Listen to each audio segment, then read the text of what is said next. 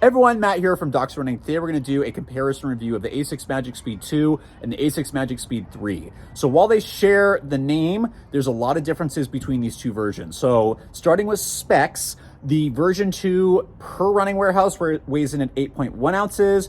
This version was supposed to weigh in at 7.8 ounces. I have something different because for my size 10s, that's for specs for size 9. Size 10 for 2 was 8.5.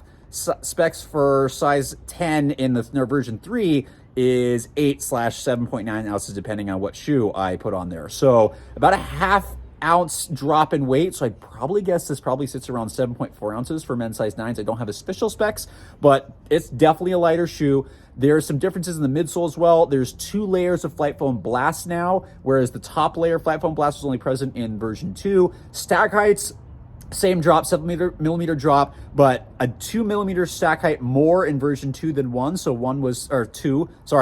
2 less, 2 more here. So 36.29 for version 3, 34.27 for version 2. It is noticeable with the additional Flight Foam Blast, the 2 different layers versus the firmer stuff over here.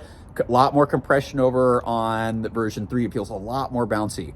They have changed the upper quite a bit. Version 2 had a little bit more volume, still slightly short, but not terrible. Version 3, much lighter upper, part of probably where the weight drop came from, but it fits a little bit more short, almost a half size short, fit very similar to the Asics Magic Speed Sky, where it's that half size short.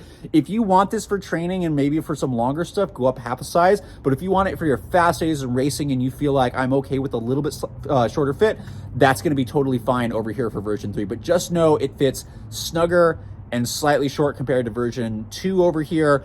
And the heel counter stuff is still really light. There's a little bit more stiffness in the rear foot on version 3, but it's still fairly light overall. And both very, very secure uppers, which are really nice, but just lighter overall on version 3. The rides could not be more different. As I mentioned, top layer Flight Foam Blast plus 2 layers of Flight Foam Blast plus, which makes far bouncier and cushion ride over on this side, a far firmer ride on this side.